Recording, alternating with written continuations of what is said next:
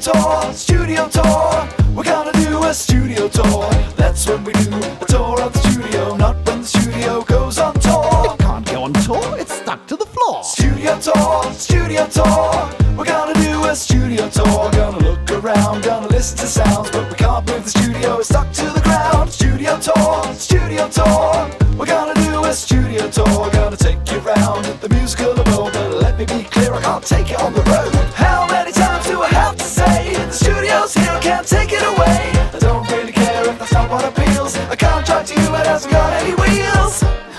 Silly. Studio tour, hey! We're gonna do a studio tour. That's when we do a tour of the studio, not when the studio goes on tour. So until this studio tour's complete, don't get up, please stay in your seat. I guarantee you'll be asking for more at the end of the studio. Truly static studio tour.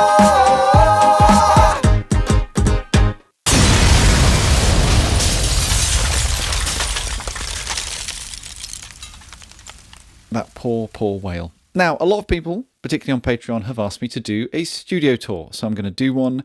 And this is going to be quite a detailed video where I go through how everything's connected, what works, what you can do, what you can't do, and also my solutions to the kind of common problems that people encounter. So I hope that it's actually going to be useful to you guys rather than just me going, here's a bunch of gear I own.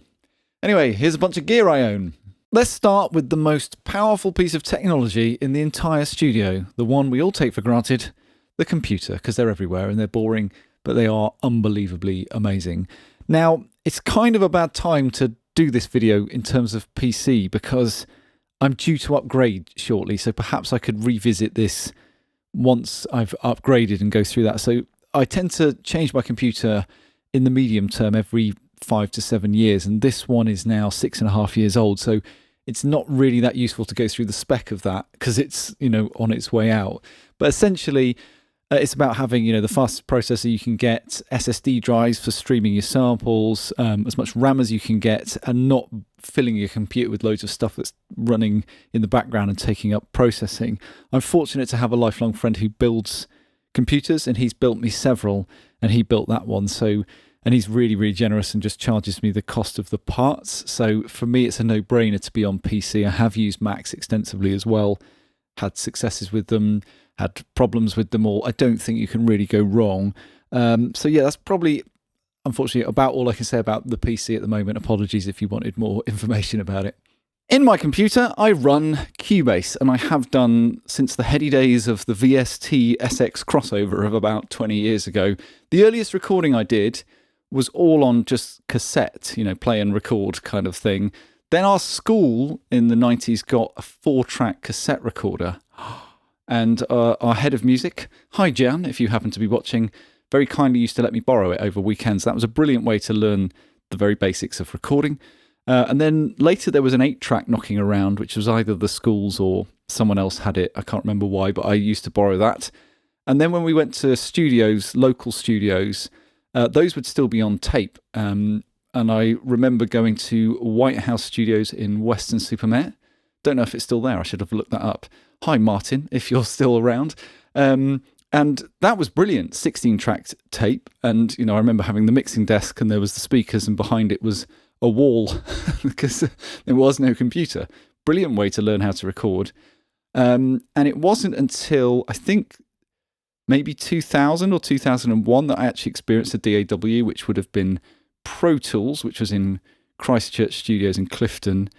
And I first, for the first time saw, digital audio being edited and moved around.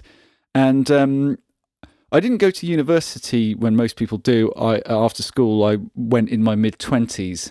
And at that point, most people on my degree course were doing, were using Cubase for music to picture. So I thought, okay, what is this? And tried it out and thought, oh, that's great. That's exactly what I need. So I learnt it and then that's it. You're a Cubase guy then. So yeah, I've been on it since SX, I think, from 2004. And it's blooming marvellous. Now, in terms of sounds in the box, I tend to use Kontakt libraries. I've got absolutely tons of them, and I use them all the time. So I've got all the Spitfire audio stuff, the drum tree stuff from Premiere Sound Factory. I've got a Native Instruments stuff, a lot of their Abbey Road drum kits. A lot of people ask me what those are in videos. Abbey Road drum kits, brilliant. I've got a load of Project Sam stuff, Cine samples, orchestral tools, sample modeling, Audio Bro, then tons of my own sample libraries or libraries that people I know have made that I've got access to. Yeah, gazillions of sounds in the computer. Another thing, I absolutely use templates. I've got, presets for inputs and outputs that I've made that I can pull up very quickly. But I've also got templates for TV shows I'm working on. So I'll tend to do one at the start of the show where I make a good guess of what I'll probably be using. Save that, and then every time I do an episode, it's just there as an option. And you just click on it and it all comes up and everything's exactly where you want it. And then usually about 10 episodes in, when it's become more clear exactly what I'm using, I'll then refine it and do a version 2 of it and then use that. So I definitely use all that stuff. Huge time saver. Let's just talk about MIDI for a second. I've got a Motu MIDI Express 128, which is a MIDI router or router if you're American. And so basically that connects to my computer via USB and it sends 8 channels of MIDI out and takes 8 channels of MIDI in. Those are MIDI DIN. MIDI in comes firstly from this Arturia key step, which is an amazing thing that does all sorts of analog CV and gate sequencing. It's got drum gates, and then it does all the MIDI stuff, and you can use CCs. I tend to use this because it's nice and small and light, and I'm playing in one-handed things like flutes and violins and stuff that I don't need a big keyboard. If I do need a big keyboard, I just swing my seat round to the left, and then my Prophet 10, the MIDI out of that, comes into the computer. So I've got a quick little keyboard in front of me on the desk and then a full-size one to my left. The MIDI out goes to 8 different places around the studio, and I've listed those on the screen so you can see them. So now let's get into the nitty-gritty, where audio comes in and out of my computer, and it's through this thing, the Solid State Logic or SSL Big 6, which I've been using for about 2 years, getting on really well with it. So I've got 4 mono analog channels here, which I'll talk through in a minute. You can see I'm recording this microphone in number 3. Then I've got 4 stereos here, 5, 6, 7, 8, 9, 10, 11, 12, and then there's 13, 14, 15, 16 up there. 13, 14, 15, 16 are the PC audio and Cubase coming back in because I want to independently be able to control Cubase and not just turn up all PC audio. So that's those. These guys are connected to 4 submixers. Firstly, 2 character mixers, which absolutely colour the sound, which is exactly why I use them. So that is a Maxon RM60 and an Ibanez RM80. I've done videos with them. They are both Maxon mixers. It's just Ibanez badged them for Europe. And I'll show them off more throughout this video. The other 2, these 2, are connected to these transparent line mixers, Samson SM10s. I've got 2, and those do not colour the sound. They give you the same signal that comes in, comes out. So I've got character or transparent are my options, and basically everything in my studio is connected to those 4 mixers. But it gets more interesting because... So I've then got a Samson S Patch Plus patch bay, and those 4 submixers come into here. There's the Maxon, the Ibanez, and the 2 Samsons above it come in there. They've got these little switches on the front, the normal switches, which is very handy that they're right there. And I've got them set so that they travel straight through and back out. So in normal circumstances, the mixers are all coming into the patch bay and then just going straight onto the SSL Big 6. Why did I do that? 2 main reasons. Firstly, if I want to use the 8 channels that those mixers are connected to, I'd have to fiddle around on the back of the mixer and unplug everything, and that would be annoying, and then I'd have to put it all back again afterwards. So this, I can just go up to this with any device like a drum machine or a synth, and then just plug into here 1, 2, 3, 4, 5, 6, 7, 8, and take over those channels temporarily, and when I'm done, I just unconnect from the patch bay, and everything's back how it was, as if by magic. The other reason is so that I can patch it elsewhere in the patch bay, and this is where it gets really juicy. So join me down here. I'm going to lie on my side like a 1980s album cover. So this was something I wanted to do for years. Never got round to it because I knew it'd be a bit of a pain, and it was a pain. But once I did it, I am so glad that I did. And hopefully this will be one of the most useful bits of this video, because a lot of people might consider doing something like this. So, had a bunch of guitar pedals, was using them on an ad hoc basis, which is fine. But if you've got a deadline, you're up against the clock, or you're in the creative zone and you just want to get something down, if you're like, oh, where's a power supply, where's a battery, where's a cable, where's a reamp box, or what do I need to plug that in, down on your hands and knees faffing about with pedals, if it's going to be annoying, you're less likely to bother, which defeats the point of having pedals. They should be as easy and as immediate to use as possible.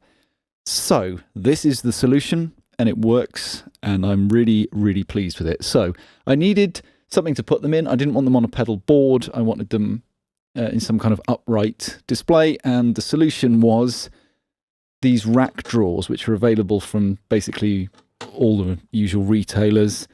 So I needed a case that specifically was this specific size, fitted under here. And most of them were like stock sizes, like this big or too big. And I found a company, I think it was Flight Case Warehouse, that did them to order. So it's more expensive, takes longer, but you get what you need. So I got one that fits right in there. Voila. So that's all there. The drawers are in and the pedals are mounted. I've got a bit of Velcro on the bottom of them, used in a non-destructive way to hold them so they don't wobble about. So I've got my Vintage Boss pedals on the bottom. On here I've got an assortment of bits, a Tube Screamer, a ZVEX Lo-Fi Junkie, a BitQuest, a Highlight Phaser 2. There's an MXR talk box tucked away down there. I've got a Strymon Big Sky, and I've got a hologram microcosm, and then I've got a rack effect, which is my Seeker's Voice Spectra vocoder and speech tracker. So next thing, how do you power all of these things? And this is where you get into R pedals, center negative or center positive. You need to check that on your pedals. Then the watts, which is the voltage, sorry. See, I'm already getting it wrong. The voltage.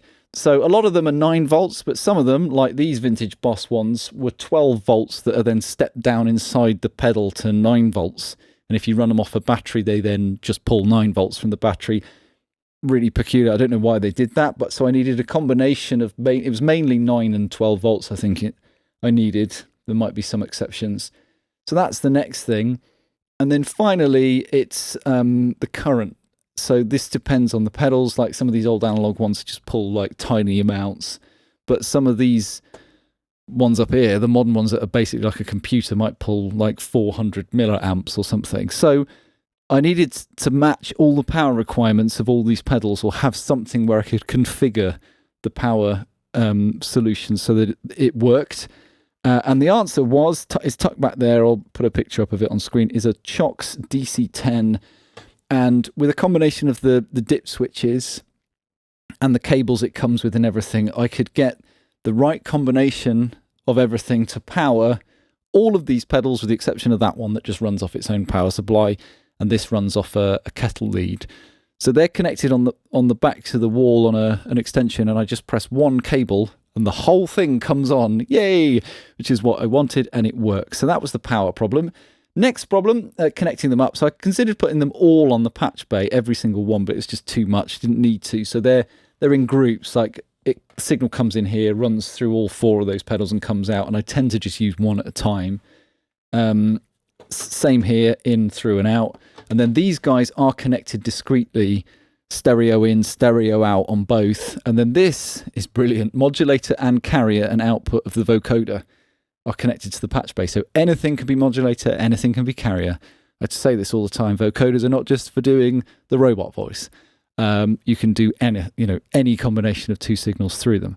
So they're connected and they're powered and they're on shelves and everything. Next problem, levels. So as I'm sure you're aware, there are different levels: microphone level, instrument level, line level, speaker level, and you have there are different standards. The impedances are different. You have low impedance signals, high impedance signals, and I honestly don't really know much about it. What I do know is that if you connect the wrong level to the wrong device, you'll either completely overload the pedal, for example, and get a horrible distorted signal, which is just totally unusable, or conversely, you'll get a really anemic, weak, horrible signal with a terrible noise floor, which is also unusable. So you need to have the right levels. These guys are guitar pedals, and they are designed for instrument level, which someone will remind me off the top of my head, is it something like minus 30 dB or something? And it's a level that requires amplification, which is why guitars go into guitar amplifiers. So these are expecting instrument level. But everything coming off my patch bay is line level. So for these, I needed a reamp box. I've got an ART reamp box, which I'll put up on screen, hidden over there, which reamps these guys so that the instrument level is hitting those, even though line level's coming through the patch bay. Sorted. These guys can be configured for line level, as can this. It's got a little toggle switch. So these were less problematic. So I've got the right levels coming in.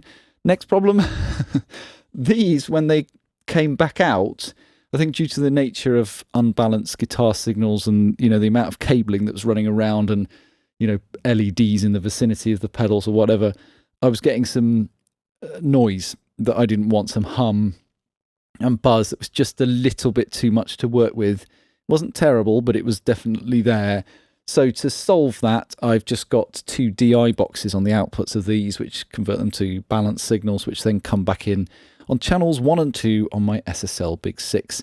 So then I've got it. I've got them in racks. I've got them on shelves. I've got them powered. I've got them connected. I've got the right levels and impedances, and they're all ready to go. And it means that everything, and I mean everything, in the studio can be run through these in seconds. Let me show you.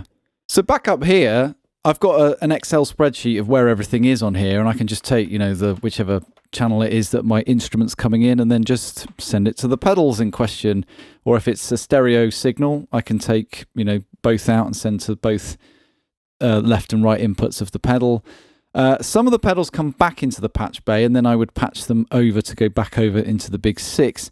And then, as mentioned, those bottom pedals that go through reamp boxes come back in on the XLRs here, 1 and 2. So those are those 2 bottom drawers.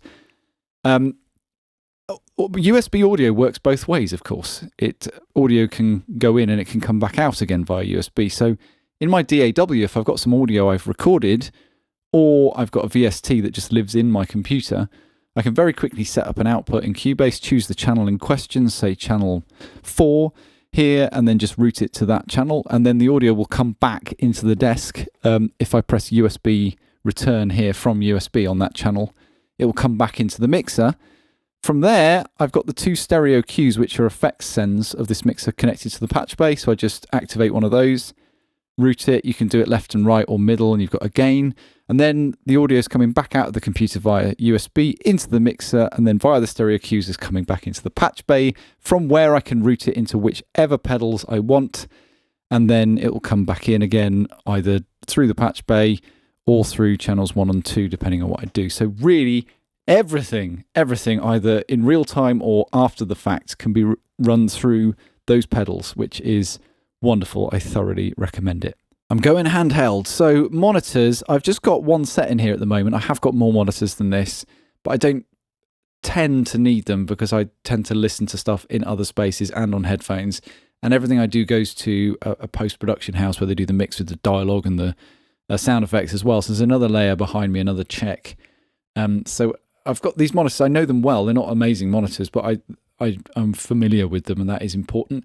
Acoustic treatment, I've got, a lot of these GIK panels, although, there's so much equipment in here now that some of them are just like that one, are just buried behind equipment. But they certainly dead in the room. I'm not, massively over the top with acoustic treatment. Some people are cringing with me saying over the top. You can't be over the top. You need acoustic treatment. Yes, the room is deadened, but I take a kind of Junkie XL approach. I remember he surprised a lot of people by saying he doesn't treat his rooms, and he does, Hollywood scores in them, and people are like, what? And he's like, well, nobody's listening in treated rooms, so I should work in an untreated room as well, which is quite interesting. So yeah, that's that. In terms of cable management, it's not easy when you've got this amount of equipment. Poor me, hey. But if you look around here, there are a lot of cables going behind things, and I do have, some stuff. If you come down here, it'll be, tied together and run along the wall. I've got some trunking, you can see there. I've got things running up there, you can see tied onto the stands themselves. That's a nice trick. But really, if I was going to solve everything and have it beautifully laid out, what I would do is start the studio again and have it all built into the walls. And then with cables made to length, that would be the way to do it, and then just have junction boxes on the wall. But that's not really practical at this point. So this is what it is. It is what it is, and it's fine, and it's okay, and it's nothing. No cables are getting snagged or broken or ruined, but it's not perfect by any stretch of the imagination. Right, we've done the technical stuff. Let's get into the sexy stuff. This is the Korg Corner, or the Korger of the studio, because Korg step into tomorrow's music. I love that sticker. So let's talk about the MS synths. So this is one of my unhealthy obsessions. I've even gone as far as to write an article in Sound on Sound on the MS synths. Obsessed with the things, although I don't have all of them. I'm restrained, honestly. So I've got the MS-20, which is the Mark I MS-20. There are goodness knows how many versions of the MS-20, but that was the very first one. I've got the case for it. I've got the original manuals, everything. Really special thing. Love it to bits. I've then got the expander, the rare expander, the MS-50, which I adore, and I did a video on that. We will hear these in a moment, don't you worry. Up here I've got the SQ10, which is the original step sequencer, which I love using because it's got 3 channels with CVs out, that using it to sequence like the filters of the MS-20, like one on the high pass, one on the low pass, one on the pitch CV, so you get all this fun stuff going off. And then I've got the SQ1, which is the modern sequencer, which is great as a little sequencer, but over USB it does Midi to CV, 2 channels, so I can very quickly run these guys through Midi, which is brilliant. I've then got, hang on a sec, the MSO1. That is a voltage pedal. There you go. It says Korg on it. Can you see that? So that is a voltage pedal, positive or negative, and an attenuator in a pedal. Very handy, actually. And you can hook it up with all sorts of stuff, and not just Korgs, in fact. And then I've got the MSO2 over there, which is a utility box which does hertz per volt to volts per octave and vice versa, and short triggers to voltage triggers and vice versa. It's got a little adding amplifier and some junctions, so it's a real Swiss Army knife, and it's a little glimpse into the past where they were obviously realised that you needed to be able to interface synths from one manufacturer with another. So prior to Midi, they already knew that that was important to be able to do that. So I've got all those guys. One of the things I wanted to do, I've got this MIDI modded Korg Rhythm 55, which I've also done videos on, and it fires triggers out, which I can clock this with. Unfortunately, this has recently developed a fault where the external clocking stopped working. And in fact, all of these need to go off and be serviced and have little problems done on them this year. But what I would normally do, or what I'm planning to do, is have this running on MIDI clock, stepping this through, and then everything running from it, so I can play live but in time with my DAW. At the moment, I have to run it off the SQ10's own clock, clock the SQ1 from it, record that, and then work out the tempo in my DAW, and then via MIDI send a clock back to the Rhythm 55 and overdub it. Let's have a little listen to this.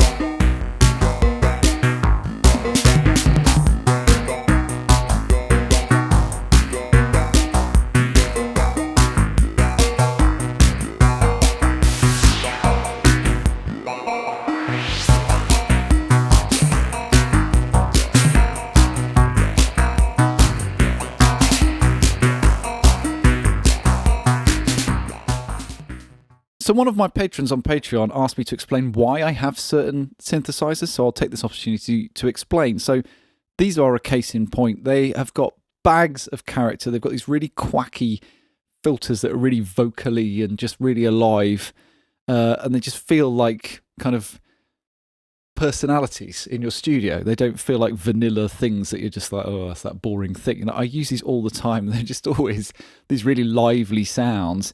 And the patch panels and the stuff you can do them with, and the way you can process external audio makes them really, really flexible. And I use them endlessly, and I absolutely love them. And that brings me to this guy. This is the Korg ARP 2600 FS, the full size.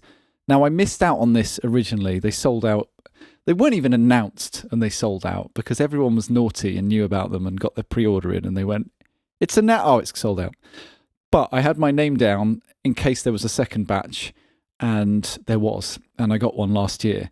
And it's absolute workhorse. I love the 2600. I've played many of the originals, really early ones, like a 2600p version 1 I've used a bit, and then some mid ones, and then some late ones. I know them pretty well. Actually, they all sound quite different. The sound changed across the lifespan of the 2600. And also there's so many different sounds you can do with it that it's hard to say what the 2600 sound is.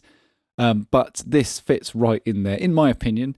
And I use it all the time. I've got MIDI into it, I've got a keyboard, I've got the outputs there, and it's ready to go in seconds. And it's a shortcut to modular sounds. You can process audio with it, of course, does all sorts of bits and pieces. And it's just a really, really useful thing, the 2600 still now, decades after it was invented. So this is something I have because I love it, and it's fun, but also it's actually something very practical, and I use it a lot. For example, I might be doing a piece of music that's not necessarily synth based when I'm doing music for TV. It might be a kind of groove based thing that's a bit funky or something with, like guitars and kind of breakbeats or something, but you have loads of like sound effects and textures and little moments of sonic candy going on, and I do a lot of that with this. So yeah, and of course I use it for synth sounds as well. Now, we'll hear the 2600 in just a second, but before we do, I need to explain another part of the 2600 setup, which is this, the Korg VCF or FK1, which is the traveller filter in a box with a pedal, which I've got down there, and an envelope follower. Quite a strange idea, classic Korg, strange ideas. Now, it's not exactly the same as the traveller filters in like the Mini Korg, Maxi Korg, and conveniently I've borrowed a Mini Korg 700S, a vintage one, so I can just play you the difference. Have a quick listen.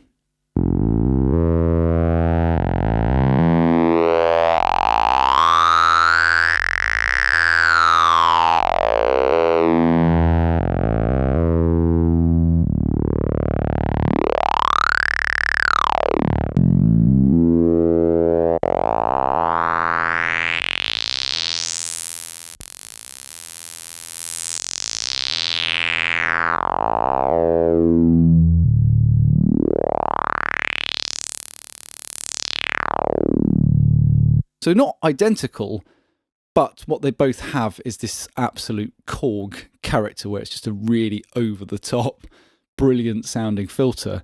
Very, very 70s. And so I got this. It was half broken. It's been fixed now. And what I do is take the 2600. I can run part of the signal path through the 2600's filter and out. And I can then split out another part of the signal path and come through this and come back in. And then have like either bitimbral sounds or stereo sounds, or I can just borrow this and use it as the filter. Let's get some other Korgs together, which I've got knocking around the studio, and have a listen to all that in action.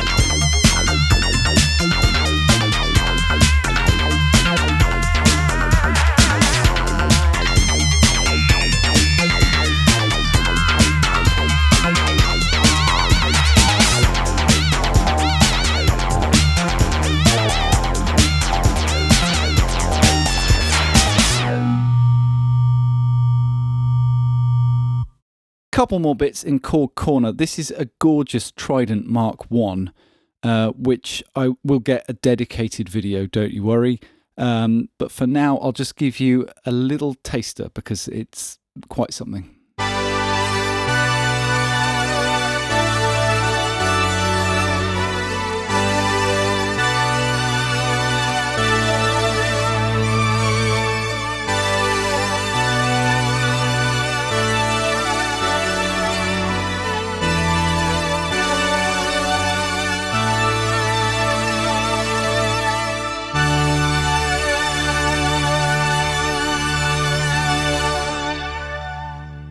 And last but not least, in the Korg Corner, we've got Mr. Multi, which is one of my favourite pedals. So Gert van Schlanger did a little demo of this last year. So it's a phaser, a wah and a double wah in a pedal. You can either use the pedal to sweep or you can click it over to an LFO and the pedal controls the speed of the LFO. And I use this all the time. It is fantastic. So if that was Korg Corner, welcome to Roland. So at the top, we've got the character mixers, which I've mentioned. So the reason I use these is that, firstly, they are analog and they drive and saturate. So you get like compression naturally as you run things through them, but in just a really musical way. Secondly, the EQs are really over the top, which is great because you can add bass for days, mid for days, high for days, but they're not harsh. They just sound great. There are tons of mixers like these. These are great, but there are absolutely loads of them. If you're interested in getting some, I thoroughly recommend having some character mixers. So these are up here. And then down here, I've got another mixer, which is going on to one of the line mixers over there. And this is one of the mixer from the Roland System 100. I've got two. Why? Because I was after one and there was two possible places I might be able to grab one, and I went after both hoping one would come off, and they both came off. And the really, really beautiful one is in my System 100, which we'll talk about in a minute, and the really rank one is here, but it does work. The person who was selling it was a bit cheeky with the photos and kind of hid that it was a bit of a mess, but it does work. It's got a lovely spring reverb in it, and it, same as these, compresses and saturates, and everything that goes through it sounds 25% better. That's science. So into that, I've got my beloved TB303, talks about that tons, with Midi mod in and out. You can clock it, or you can play it, or you can send the patterns out and record them as Midi and store them, which is great fun. 606, which is also Midi modded. They're both, that's Tubutech. I can't remember what the Midi kit is on this one. So they can be clocked or they can be played, which is brilliant. And then I've got my 808, which was a new acquisition. I did a big video on it. This is stock, so it runs on DIN sync. So I've got a sync hole here, which is connected via Midi, so that I can clock it. I can run them as a little trio clocked together, or I can connect them up to the computer and clock them whichever I want, and those are connected to here. So let's have a little listen to those in action.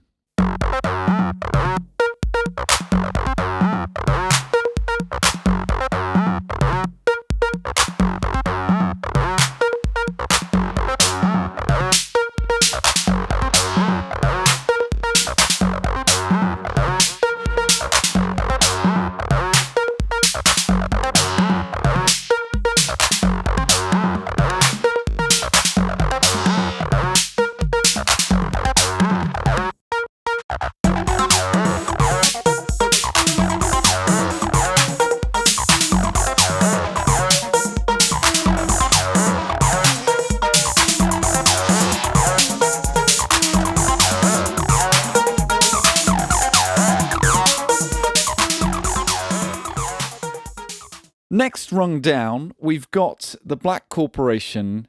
Is it Ise-Nin? Ise-Nin? Ise-Nin? The Black Corporation Jupiter 8 thing, which is fantastic, which is there. And then the Prophet 10. And I've done videos on both of these.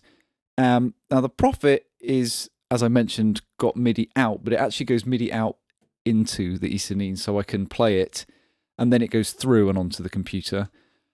Plus MIDI comes into the Prophet, so it can be played from the computer as well.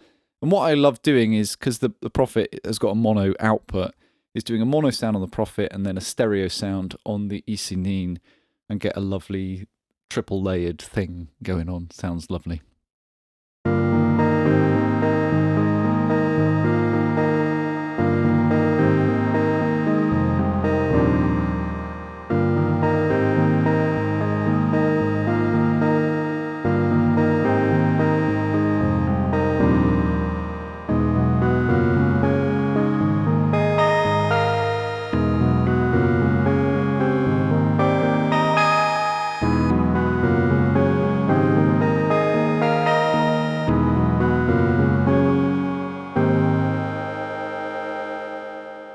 Next rung down, we've got my beloved Roland System 100. I'm obsessed with the Roland Systems of the 70s. I've got the whole 100M, which will cover the whole 100. I just haven't got the 700. I'm very unlikely to ever own a 700, but I have been fortunate to borrow them and play them. So this is the whole thing. You've got the two synths, you've got the sequencer, you've got the mixer. This is my other mixer, the really nice one, and the speakers, which I don't actually have connected. They just finish off the look, window dressing, if you will. Really simple, but actually surprisingly flexible system, because it's got patch points, and you can, redirect the signal and redirect audio and run things into it and control it. I've done a big video on it. But the best thing about it, aside from the fact that it just looks like a spaceship, is that it sounds amazing. Have a little listen to this.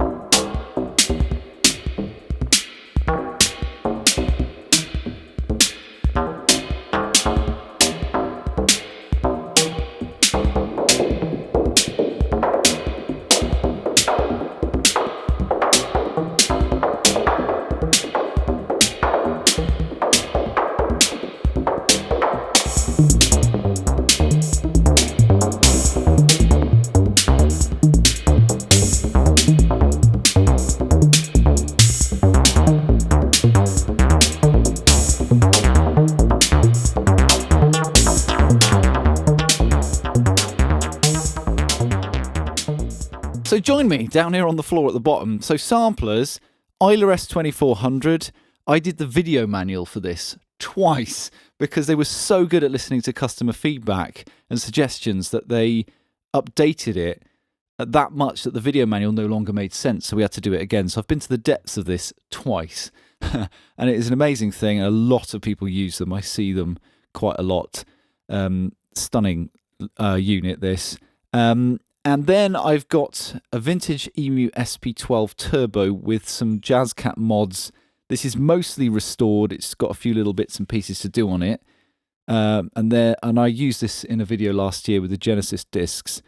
And then an Akai MPC 60, which is a recent acquisition, which is working, but it's quite rough and it needs a full restoration.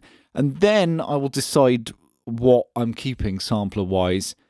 S2400 will stay, so then I'll probably only keep one of these. I don't know which, but for now, they're all here. In this last little slot, I've still got an ARP Avatar and an Oberheim 2 voice that are out at the moment, having some work done on them, so they've got to go somewhere as well. So this is my problem. Aren't I a really unlucky guy to have all this gear to have to try and fit in places? Anyway, S2400, I love processing my own audio through this and basically remixing myself and then playing along with it with live instruments. So let's have a little listen to that.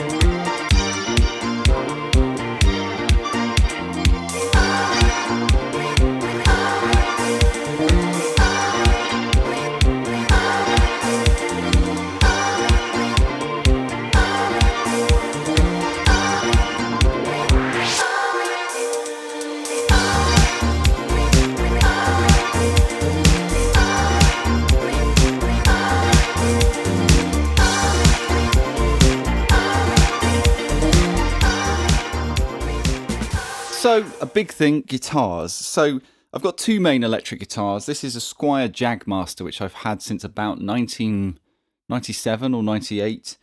And the Squiers of the 90s, the crafted in Japan guitars, are not rubbish, cheap budget guitars. They were cheaper than the Fenders, but they're really well made. And this, I've played so many guitars over the years and thought, doesn't feel as good as this. It's an odd thing that this kind of cheap guitar has just stayed with me over the years, because it's really a great sounding guitar and it's got a really nice feel to it. So there's a few mods on it. I've kind of hacked into it a bit and put an ARP Avatar hex pickup on there. I did a video with the ARP Avatar. It's not here at the moment. It's getting some repair work. Another little thing.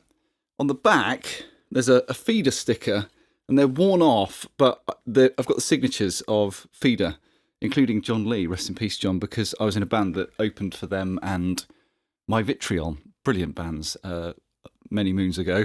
So that's signed by them. And of course, Grant Nicholas of Feeder plays Fender Jazz Masters as well. So this has got a lot of history for me. So I'll probably always own this. Then my other one, which will be blinding you with light. This is an Ibanez Gems 7DBK. So it's the Steve Vai signature guitar, but it's the less garish of the Gems. So I got this because I was looking for a guitar that was a contrast to my Jagmaster. And I do love Steve Vai and Joe Satriani and those guys. I can't play like them. I don't make music like they do. I enjoy what they do. But I'm not trying to be Steve Vai or something. It's just that this guitar seemed to tick all the boxes of a really versatile, powerful guitar that covered off things that my Jagmaster couldn't do. And it is exactly that. And I've owned it since about 2002, 2001 maybe. Still use it all the time. It's pretty scratched up on the back. That is where, when I used to gig, the back of my belt buckle used to scratch on the back of it. Hopefully I can find some photos of me with it back in the day, but still used basically every day. Now what I'll do with guitars is my amp is down there, Blues Junior, which is a little valve amp. Sounds great, sounds like a guitar amp. It drives nicely, it's got a nice spring reverb in it, and I just have an SM57 on the cab, that's it. There's probably all sorts of clever things I could do with guitar amps, but to this day, I'm just like, if it works, why fix it? So what I'll tend to do is use a combination of these two guitars, because you have slightly different sounds, you know, pan one left, pan one right. And then if I was doing a kind of classic rock thing, then in the kind of effective chorus of the song, I would then bring in some higher parts that were cleaner, that might have, you know, chorus or phase or something on them.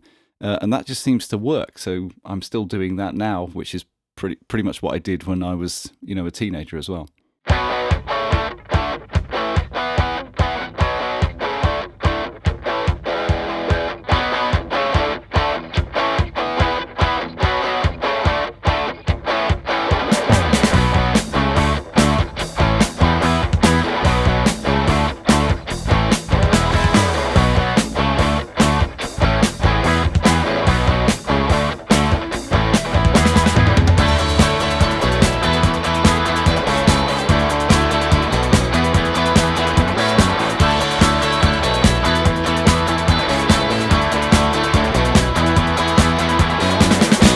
Going handheld again. So I've got my bass down here, which is a Fender jazz bass. It's kind of a mid-range one. There's loads of different jazz basses. This is like, it's not a super expensive one. It's not a budget one. And I tend to record that just straight through the Ibanez mixer, because it compresses and drives and saturates. I can EQ it, and it does all the things that you would do in post-production, but on the way in. So it's like, well, I might as well just, rather than process the audio, I might as well just do it on the way in. Done.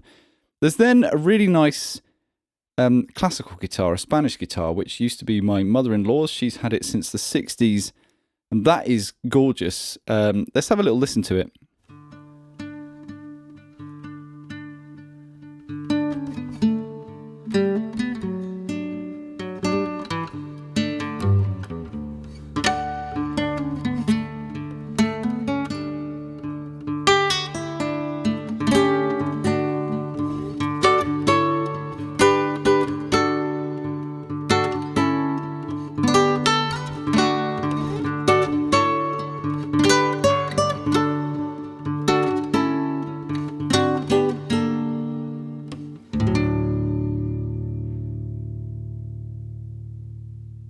really nice guitar, isn't it?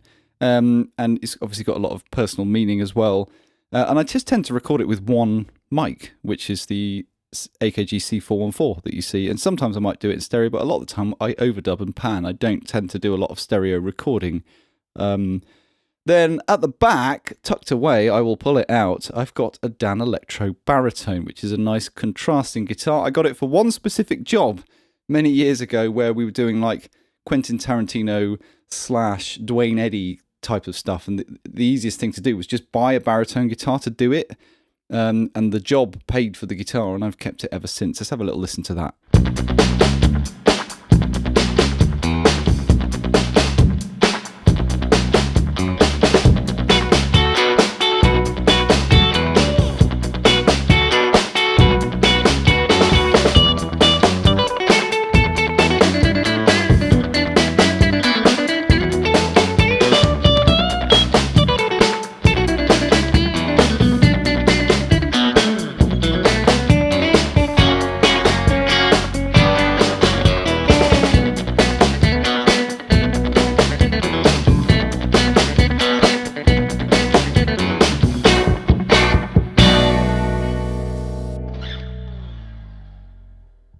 So I just wanted to talk about strings and piano.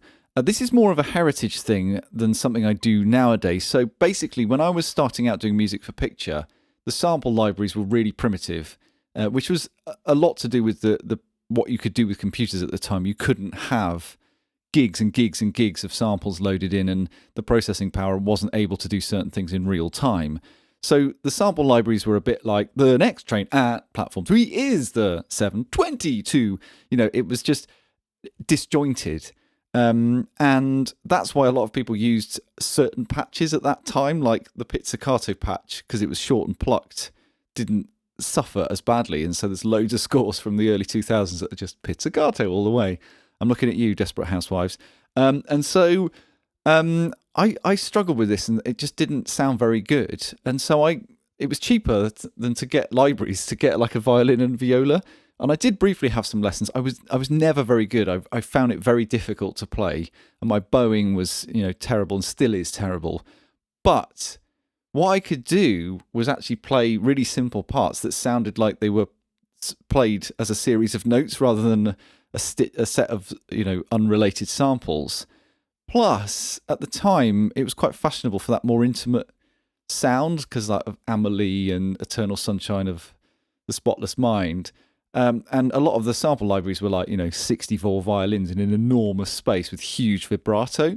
So what I used to do was just overdub myself a couple of times with violin and viola. I was never very good, but it used to sound better than other people who were at my level, which was, just coming into the industry.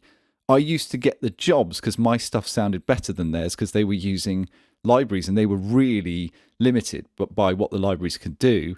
And my stuff just was different because I was doing something different. I don't do it now because I know actual string players who can play, because I can't really play. And also, the libraries are incredible, so there's no point really me, bungling my way through some string parts, but I've still got them and they're still here. But let me give you a little example of the kind of thing I used to do.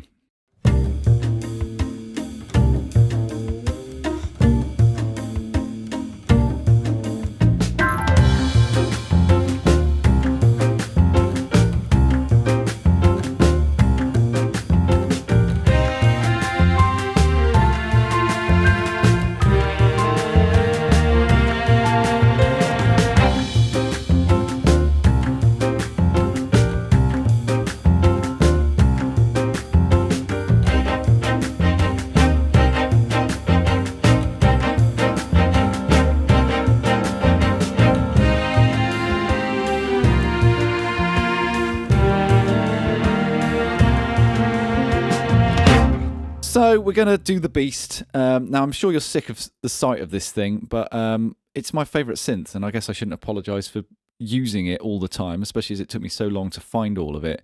I've got some surplus bits of it at the moment. I'm not intending to keep all of it. I want to keep it as 2 tiers, so I need to go through everything and decide what I'm keeping and what I'm not. So, I've got all the modules, including the rare ones and a one-of-a-kind prototype, a 141, which I've talked about before, didn't exist, apart from one did. And what I've never actually explained in a video is what this connected to. So these Jack A Bs here, oh, by the way, this is an electronic cab. It's not a Roland. These Jack A's here that you see here, those are normaled to phono connections on the back. So I've got a load of cables coming off the back of this System 100M in several places. You can see those cables. There they are. They're the original Roland cables. A bunch of them come into here, into the Ibanez, and a bunch of them come into here and actually go via this. There's some effects missing from there that are getting repaired. I might do a video about that at some point. That lights up. I've got two of them broken, low priority novelty things that I picked up for about 10 quid. But yes, it's a funny story, that. And so, yes, I've got, delays and chorus. The chorus is on the effects end of the Maxon, actually. And I've got a Lexicon PCM41. There's usually an Effectron here and some other bits as well. And so I can come out of the system, in many places. I can also, if I need more, borrow this mixer, which is connected to one of those line mixers. So then if I hard pan, I could record 1, 2, 3, 4, 5, 6 things there. I could also then nip into that one down there and then do 7 and 8. Or I can just record the whole thing through in groups, which I do as well. And sometimes I do the entire mix. Like some of the tracks off my last album, just the whole thing went through that mixer. And that was it. It was done. So I can, use the onboard sequencers. Got some up there. I love the Reich sequencers, the 185s. Which got turned into the Metropolis sequencer. So you've got your stages with repeats and repeat behaviors. Brilliant. So I can, use it as is. Or I've got the original Roland MPU 101 MIDI to CV. So I can play it from MIDI, or I can clock it. I can just, send gate outs and clock things. So I can do full performances on the whole thing. Or I can work out the whole thing and then, once it's there, do it in parts so I can perform them individually, which is what I'm going to do. And probably the main reason I love the System 100M is it's ridiculously easy to use. It's just like, there's an oscillator. It's got like outputs and modulation inputs, and then like sync and just some knobs and slides. It's just really simple. And then you've got mults for like, multiplying things. It just, everything sits together. It's just really springy and boingy and tight, and you can just overdub and it works. It's just a wonderful thing. It's my favourite synth. So what I'll do for the demo for this is I'll use this to clock a bunch of stuff, so it's running in time with my DAW.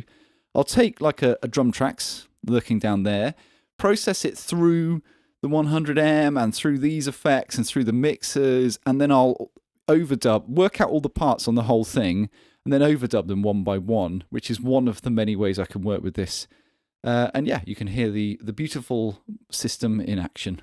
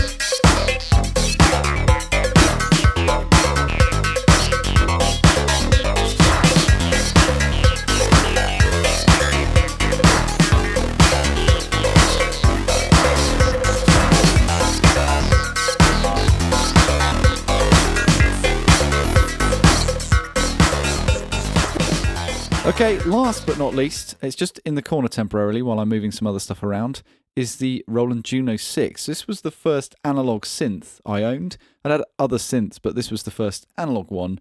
And I've used it an awful lot and done many, many videos with it. And what I love about it is it's just the 80s in a synth. Let me show you what I mean.